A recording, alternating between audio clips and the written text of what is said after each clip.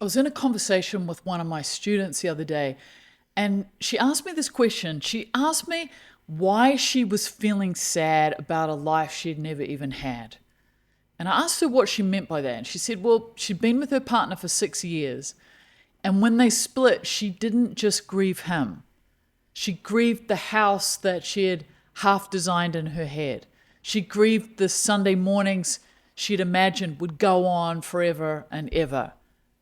And she was also grieving that version of herself where she was the significant other of another person. But none of it ever existed. But losing it felt as real as losing something she'd actually held. So that's the question. And once you hear it, you realize how many people are quietly living inside it. So the loss isn't a person. It isn't even a thing. It's a version of your life that didn't happen.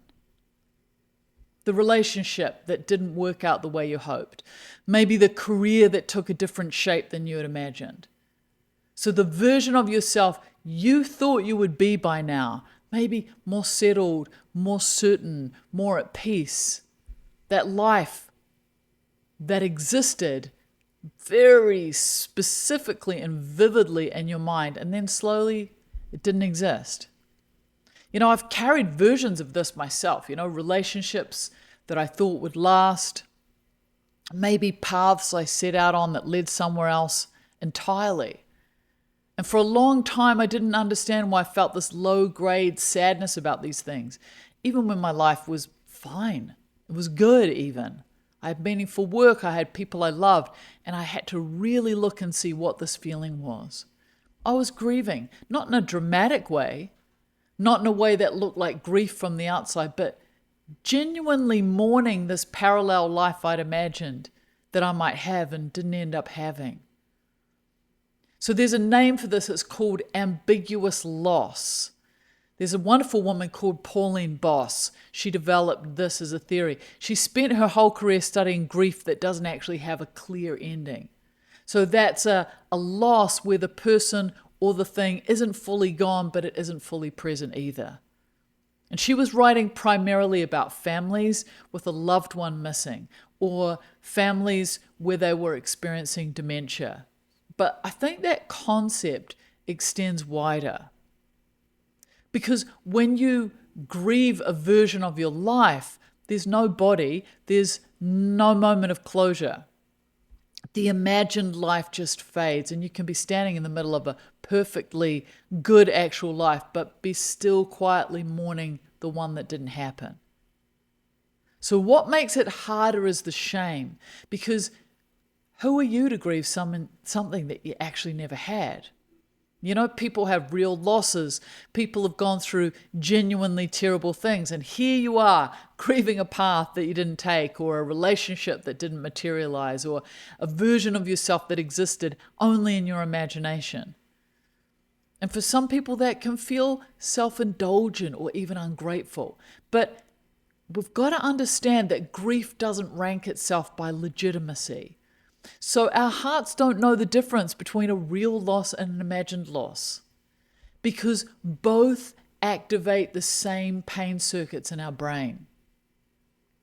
So the same search for something that isn't there, yearning for something you've lost or never had, it's not a minor thing. It's one of the most fundamentally human experiences there is.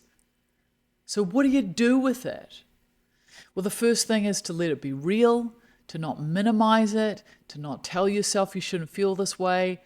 Don't make a quick mental list of everything you're grateful for to push that sadness away. Just say, yeah, there's a version of my life that I'm grieving.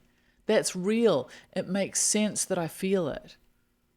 And the second thing is to understand what you're actually mourning, because usually it isn't the specific thing. Usually it's not the specific relationship or the specific job or the specific version of yourself. Usually it's something that thing represented.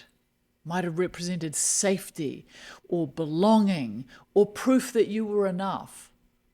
Or maybe it represented a sense of direction. So when you can name what that imagined life was supposed to give you, you can start asking, maybe there's other ways I can find it. And the third thing, and this one is the harder one, is to let yourself truly inhabit the life that you actually have. Not as a consolation prize, not as a settling, but as a real life, your actual life, which contains things the imagined life could never have, because it's not imaginary. It's here, it's real, and it won't wait forever for you to show up in it. So, here's your little experiment that you might want to try. Find 15 minutes.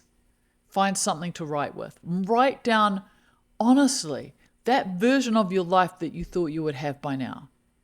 And then write down one thing, just one, that exists in your actual life that the imagined life would never have given you, and see what surfaces. The life you imagined was a map. The life you're living in is the real territory. I hope this was helpful. As always, be kind, take care, go gently in the world.